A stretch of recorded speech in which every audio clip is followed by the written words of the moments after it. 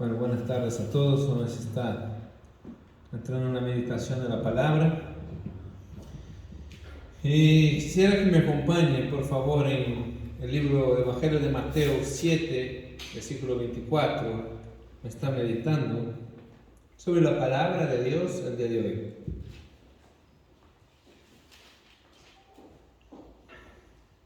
El título del mensaje ¿Es suficiente la palabra? Ese es el título que había escogido el día de hoy.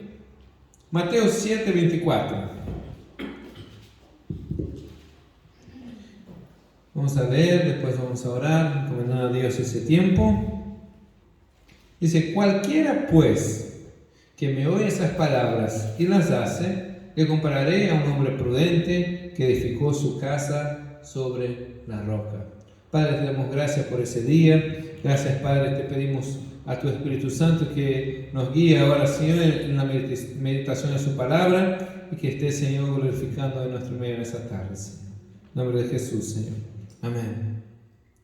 Dice la palabra de sí misma que la roca de donde debe construir, debemos construir nuestras vidas. Incluso dice también que la fe viene por el oír la palabra de Dios. Bueno, son versículos que lo sabemos un montón ya, ¿verdad? Habla en Hebreos que es viva y eficaz. Eficaz para todas las cosas. La Biblia es un libro que tiene diversos temas. Lo que tú quieras buscar es tan profundo que puedes encontrar en la Biblia. Habla que en Timoteo que toda la escritura es inspirada por Dios. Que no hay textos, y hay una gran discusión muchas veces sobre si hay algunos libros que no son inspirados por Dios, otros que sí. Bueno, si ustedes no saben ese tema, no les voy a causar confusión, sin ni voy a mencionar cuáles son los libros que están en discusión. Así que, y hay esa discusión, pero aquí el apóstol Pablo dice, toda la escritura inspirada por Dios. Son 66 libros que fueron escritos por diversos autores diferentes a lo largo de no sé cuántos miles de años que fue escrito, y tiene un sentido desde el Génesis hasta el Apocalipsis, tiene un solo mensaje. Y uno dice, es muy difícil entender la Biblia. No es difícil, la Biblia tiene un solo mensaje. Dios amó al mundo y envió a su Hijo para salvarnos. Ese es el mensaje de Dios desde el principio. Y comienza a hablar de por qué fue necesario enviar a ese Hijo, y cuenta la historia toda hasta llegar al final. Desde el principio hasta el fin, Cristo es el centro de la palabra de Dios. Pero aquí debemos hacer distinciones entre dos palabras. Los teólogos llaman lo que son logos y lo que es rema. Algunos que estudian un poquito de teología ya entienden lo que es eso. Logos es lo que es la palabra general, la palabra que es para todos, algo que la Biblia, la palabra de Dios, ¿no? Algo que debemos que, como un logos que sostiene todas las cosas, pues la palabra de Dios que sostiene nuestras vidas. Por un ejemplo, no matarás. ¿Todos debemos cumplir esa palabra? Pues sí, no matarás es para todos, no hay ninguna excepción. Pero rema se refiere a una palabra específica que recibimos del Señor, o una palabra profética. En la Biblia tiene diversos ejemplos sobre un rema. Por ejemplo, el rey David una vez fue a enfrentar a los filisteos y David consultó y dice, Señor, ¿debo ir? Y dice, ves, que te entregaré los enemigos. Otra vez la consulta, los mismos filisteos salieron en contra de él y dice, ¿y qué hago, Señor? No, ahora rodéalos.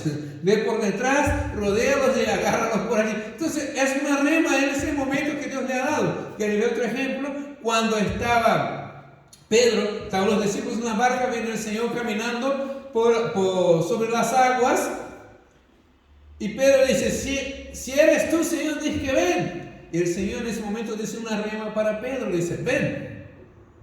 Pedro baja de la barca y comienza a caminar. Pero eso no quiere decir que ahora vamos a hacer la doctrina de los caminantes del agua, ¿no? O sea, vamos todos ahora a caminar sobre las aguas porque la fe... No, fue una palabra específica para Pedro en aquel momento.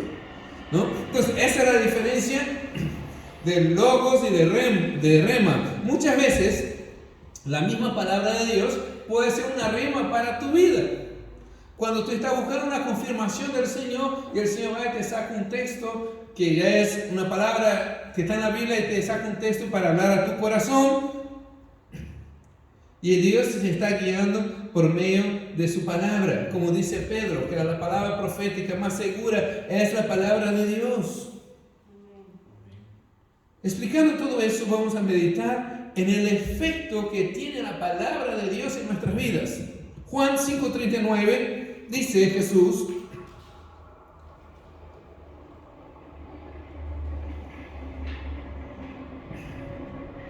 examinad esas escrituras, porque vosotros pensáis que en ellas tenéis vida eterna, y ellas son las que dan testimonio de mí. Jesús está diciendo que la palabra de Dios, en ella tenemos vida eterna, porque por medio de ella escuchamos la palabra de Dios y viene fe en nuestro corazón y podemos vivir, porque nuestra salvación es por gracia, por medio de la fe, y la fe viene por el oír la palabra de Dios. Por lo tanto, la palabra de Dios es algo fundamental para que nosotros podamos recibir vida en el Señor. No puede existir una conversión sin palabra de Dios. Por eso ruego a Dios que se levante nuevos predicadores, nuevas personas que puedan hablar del Señor, de su mensaje, de su palabra, porque es por medio de la predicación del Evangelio que nosotros podemos convertir el corazón hacia el Señor.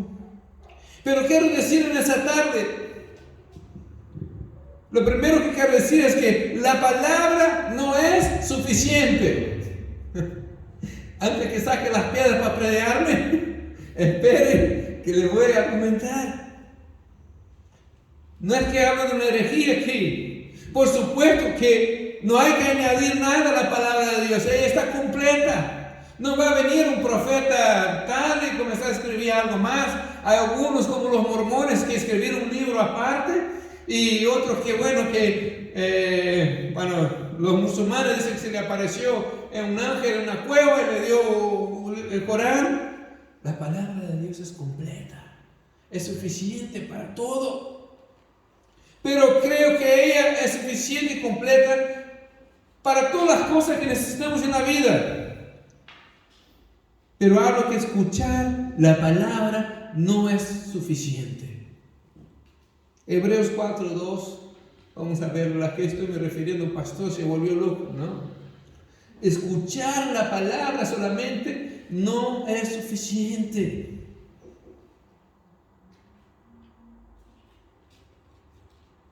Hebreos 4:2. Porque también a nosotros no se ha anunciado buena nueva como a ellos, pero no les aprovechó el oír la palabra, por no ir acompañada de fe a los que las oyeron.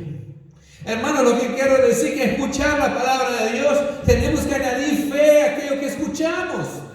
No sirve de nada escuchar predicaciones si no vivimos lo que escuchamos, si no practicamos las cosas que aprendemos de Dios. La palabra en sí misma no te va a cambiar. Es cuando tú ejerces fe en aquello que has escuchado que comienza a tener un cambio en su vida. Cuando Dios comienza a trabajar en su corazón. ¿Cuántas predicaciones escuchamos y no nos sirvió de nada? ¿Cuántas predicaciones escuchamos que pasó una semana y ya nos olvidamos? Habla de acompañar con fe lo que escuchamos. Hay un ejemplo en la Biblia. 3 hombres, abuelo, hijo y nieto. El hijo ni voy a hablar mucho porque repite lo del padre, ¿no? Pero bueno. Rey Manasés, rey Amón y rey Josías. Manasés y Amón conocían la palabra de Dios. De hecho, todos los reyes habían escuchado y conocían la ley de Dios. Una de las cosas que tenía que hacer era copiar la ley a mano. Cuando se hacía rey de Israel, cogía la ley y la copiaba a mano, todo el Pentateuco. Conocían la ley de Dios, pero decidieron no hacer lo que Dios quería. Segunda de Crónicas 33:1 habla de eso. Sé que son muchos versículos, estoy mareando un poquito. Pero bueno, hermanos, si no trae un lápiz y apunta ya después. Segunda de Crónicas 33:1.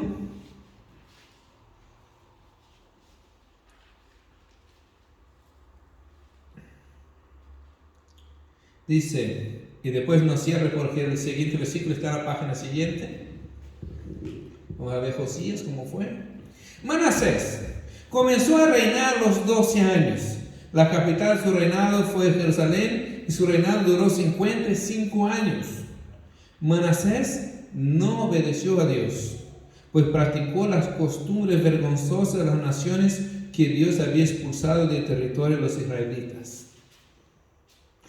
Dios dice que Manasés, a pesar de conocer las cosas de Dios, decidió practicar las cosas vergonzosas de las naciones que estaban allí.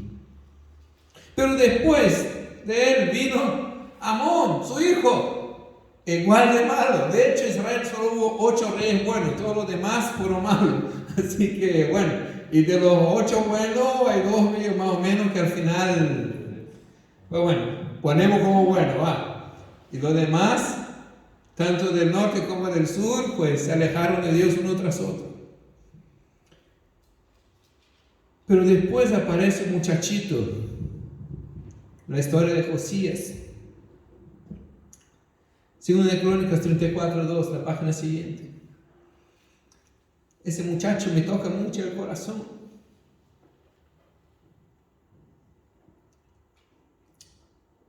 Porque dice de un muchacho de 8 años que resolvió amar a Dios. Resolvió cambiar la historia de su familia, de su nación. Un muchacho de 8 años. Dice, Josías obedeció a Dios en todo, pues siguió fielmente el ejemplo de su antepasado David. Hermanos, ¿qué quiere decir? Que no importa si sus padres fueron malos, si sus abuelos se alejaron de Dios, no importa si su familia no quiso acercar a Dios, no hay excusa. Si todos de su nación resolvieron adorar a Baal, si lo que está de moda es seguir a otros dioses y a otras cosas, cuando quieres seguir fielmente al Señor, quiere oír la palabra de Dios y practicarla, no hay excusa. Un muchacho de 8 años es una revolución en todo su país, porque él decidió seguir fielmente las cosas que había aprendido de Dios. Pero lo que quiero decir, hermanos, es que necesitamos una transformación en nuestra mente. Ahora la palabra de Dios, que es poderosa para transformar. Vamos a Romanos 12:2. Romanos 12:2 habla lo que vivió Josías, de no conformar con las cosas que estaba pasando en aquel lugar, de no tomar la forma que había tenido su padre, su abuelo. De decir, mi padre fue malo. Hay uno que creo que Tubal Caín, el descendiente de Caín, dice que Caín fue malo, él iba a ser 10 veces más malo. Y Josías dijo, no, si mi abuelo fue malo, allá él. Si mi padre fue malo, yo voy a ser diferente. Yo a veces me quedo meditando en eso, porque miramos a los niños de la iglesia y pensamos, bueno, los niños son la iglesia del futuro. No, hermanos, los niños son la iglesia del presente, la iglesia de hoy. Un muchacho de 8 años decidió cambiar la historia de su país. ¿Con cuántos años Dios llamó a Samuel? Por ahí, 7, 8 años. Josías, 8 años. María con 14, 15 años. Dios tiene en el corazón también los niños. Enseñémosles, guiémoslos. No los tengamos aparte a un lado, ellos son parte de nuestra iglesia. Pero vamos a la transformación, a no conformar con las cosas que están pasando a nuestro alrededor. Romanos 12:2. No os conforméis con ese siglo, sino transformaos por medio de la renovación de vuestro entendimiento, para que comprobéis cuál sea la buena voluntad de Dios, agradable y perfecta. Cuando habla de renovación, habla de cambiar algo en nuestras mentes. Habla de no hacer como hizo Manasés, decir, voy a seguir lo que están diciendo las naciones de aquí. Yo voy a hacer lo que ellos hacen, voy a practicar lo que ellos practican y voy a hacer con ellos. Sino lo que está haciendo la palabra de Dios es no conforméis, no es que estoy inconformado, no tomen la forma, no practiquen lo mismo, no hagan lo mismo. Hermanos, estamos siendo bombardeados con agendas que no son cristianas. Estamos siendo bombardeados. Nuestros niños están siendo bombardeados. Si tú no quieres enseñar de Dios a sus hijos, Satanás está listo para enseñar, porque mira Disney últimamente, ¿qué está haciendo? Solo mirar las películas. Él sí está interesado. La agenda LGBTQX, no sé ya cuánto, plus. El feminismo, el machismo, el materialismo. Y un montón de ismos que podemos poner ahí. Se está metiendo en la cabeza nuestra y de nuestros hijos. Por eso debemos renovar nuestra mente por medio de la palabra de Dios. Porque decir que no es suficiente, porque esa transformación tiene que comenzar a venir. Hermanos, yo hablo a veces con hermanos y con hermanas y dicen, no, esa cosa de la mujer sujetar a la esposa es cosa del pasado.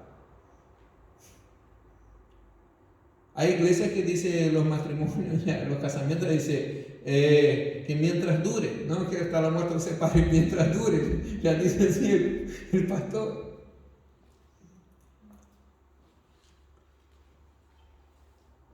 Gente que dice, hermano, hay que disciplinar a sus hijos y dice, no, que ahora llevamos la educación como es positiva, no decimos no al hijo.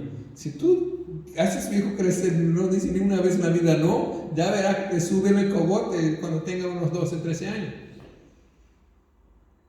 Pero la palabra de Dios dice, instruye. Y estamos amoldando a cosas que nos dice por ahí y por allá. Hermanos, nos vamos a complicar muchas veces por querer ser cristiano, porque el mundo nos presiona, nos dice, no, eso es lo bueno, pero dice que en los últimos tiempos llamaría lo bueno malo y lo malo bueno. Y nosotros seguimos lo que está en la palabra de Dios. No debemos hacer como rey Manasés, que practicó las cosas vergonzosas de su generación. Hagamos como Josías, que decidió diligentemente agradar a Dios. Volviendo el corazón a la palabra de Dios, necesitamos una transformación, un trasplante de cerebro espiritual. No sé si a ustedes les pasa, yo tengo una lucha tremenda en mi mente. Yo a veces digo, Señor, no quiero pensar tan malo, pero mi mente se me va. Yo necesito un trasplante de mi cerebro muchas veces.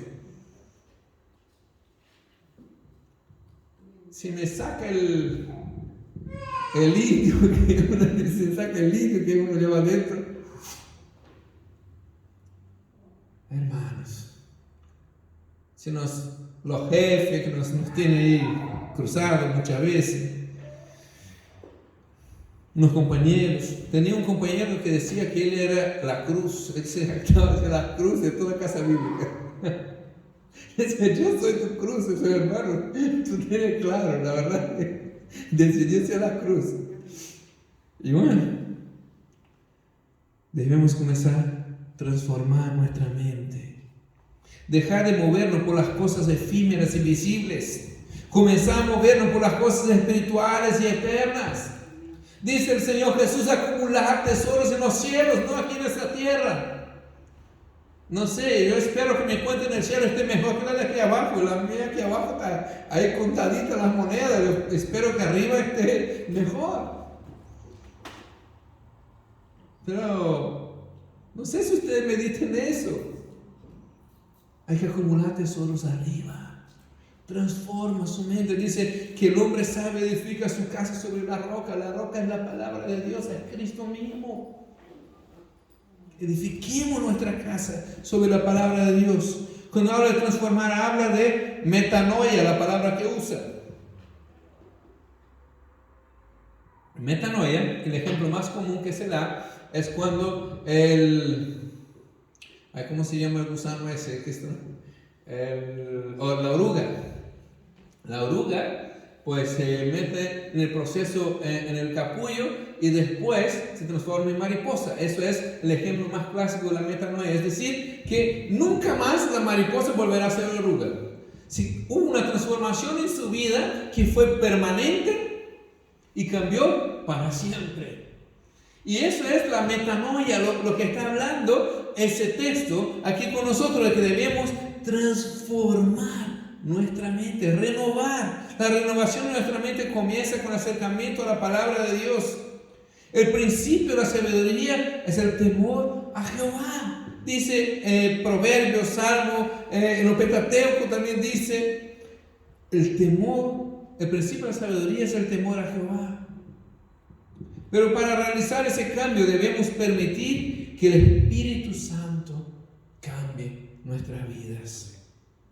El versículo 1 de Romanos dice, preséntate como un sacrificio vivo, como un culto racional.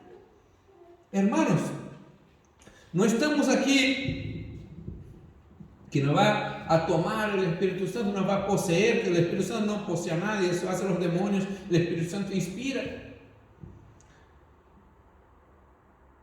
Dios quiere un culto racional. Dios quiere que tú le alabes por las grandezas y maravillas que ha hecho por ti. ¿Qué dice el salmista? Alma mía, alabe a Jehová y no me olvide ninguno de sus beneficios. Dios quiere un culto racional. Dios quiere transformar nuestra mente para eso. ¿En qué debo pensar entonces? En todo lo puro, todo lo amable, todo lo que hay alabanza. En eso pensar. Dios quiere que tengamos la mente de Cristo. Dice que cara a cara nos ponemos delante de Él y somos transformados a la imagen de su Hijo. Dios quiere transformarnos. Y por último, hablé que solo escuchar la palabra no es suficiente, que necesitamos una transformación de nuestro entendimiento por medio de la palabra. Y por último, debemos ser hacedores de la palabra. Los que ya conocen la Biblia un poquito ya saben dónde voy. Santiago 1, 22 y 24. Y ya es el último versículo, les prometo. Hoy les mareé para acá, para allá. Santiago 1, 22 a 24.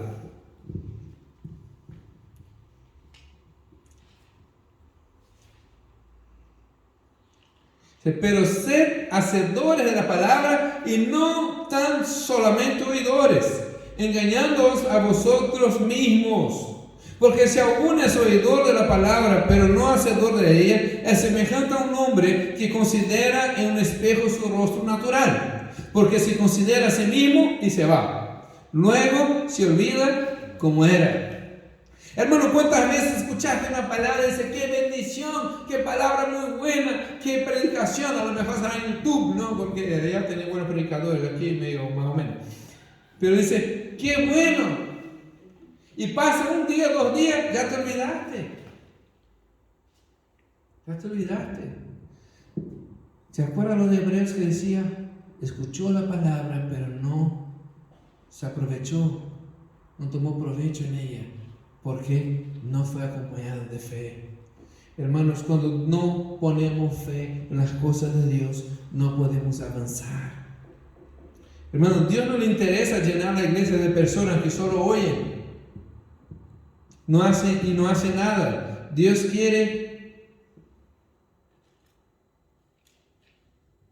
que le sirva. ¿De qué sirve saber y no hacer? Dice la palabra de Dios que saber hacer lo bueno y no hacer es pecado. Yo tenía un amigo que dice, voy a parar de leer la Biblia. Yo, ¿por qué? Cuanto más sé, más seré juzgado por eso, decía. Y es verdad. Cuanto más luz tienes, Dios te demandará más. Eso está claro. Pero saber hacer lo bueno y no hacer es pecado. Dice, ir por todo el mundo y predicar el evangelio. ¿Quién sabe ese versículo? Amén, gloria a Dios, todo el mundo, ¿verdad? ¿Y quién lo hace? Perdonar unos a los otros para que sus oraciones no sean estorbadas. Y así por delante. Podemos citar aquí un montón, ¿verdad? Cosas que sabemos. Esa cosa del perdón mejor ni lo toco, que uno. No nos engañemos a nosotros mismos, hermano. Decimos que amamos a Dios y no le servimos. Practicamos lo que Él nos dice. Jesús dice: el que me ama, guarda mis mandamientos.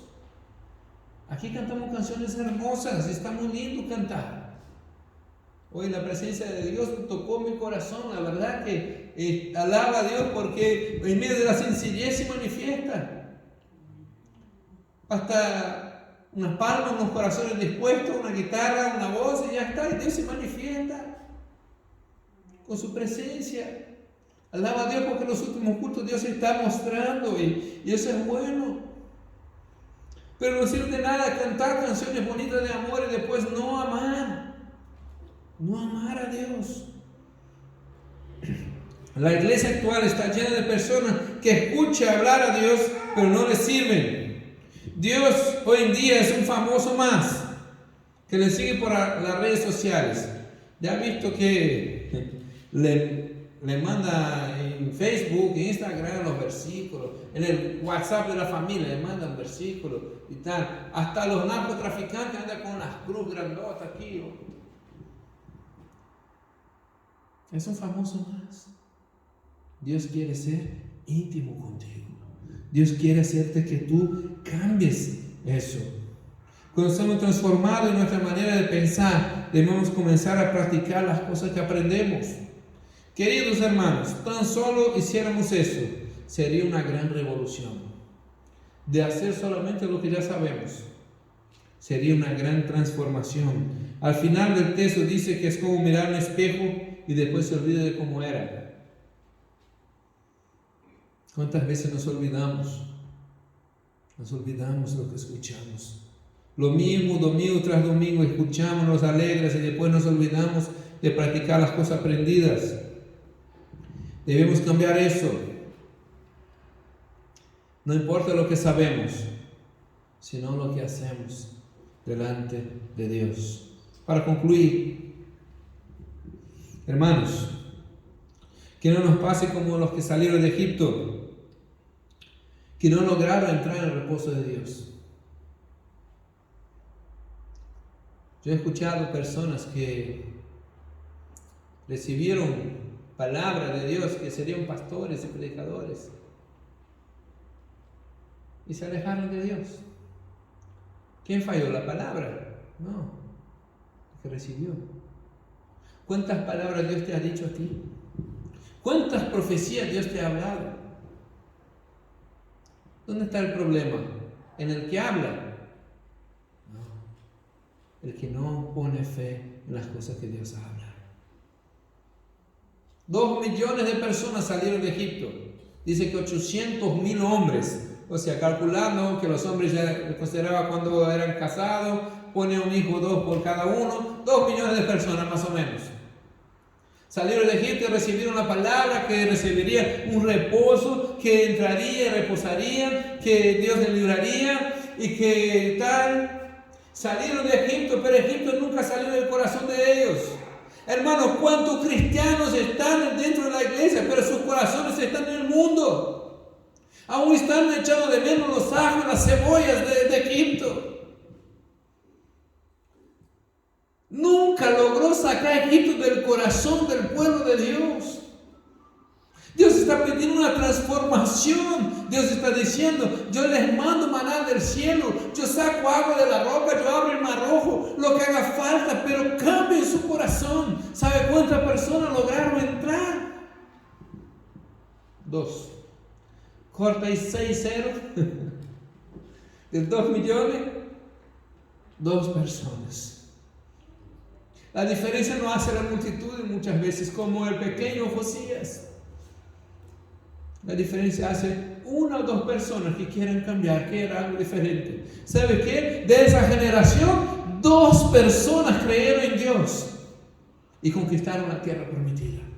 Por supuesto que tuvieron que discipular, tuvieron que entrenar a la generación siguiente, tuvieron que hacer un esfuerzo, pero por la fe de 2 alcanzaron la promesa de Dios. Hermanos, aquí uno dice, mira a los lados y dice, que somos tan poquitos en la iglesia. Bastaron 2 para conquistar Israel. Bastaron 11, no, 11 porque a Judas le salió medio rana a Jesús. 11 para cambiar el mundo. 11 que creyeron en Él, 11 locos que decidieron creer. Porque por la locura del Evangelio Dios quiere salvar ese mundo. Cada día nos escuchamos. Que escuchamos a Dios. Debemos aprovechar la palabra que escuchamos, que nos hagamos más santos, más pacientes, más cerca de Dios. Que conozcamos a Dios en nuestro día a día. Que la palabra de Dios sea guía que tenemos en nuestra vida.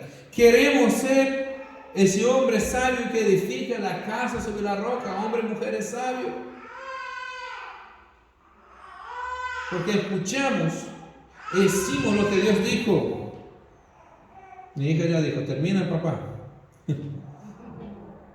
Mis queridos hermanos, comencemos una revolución en ese lugar.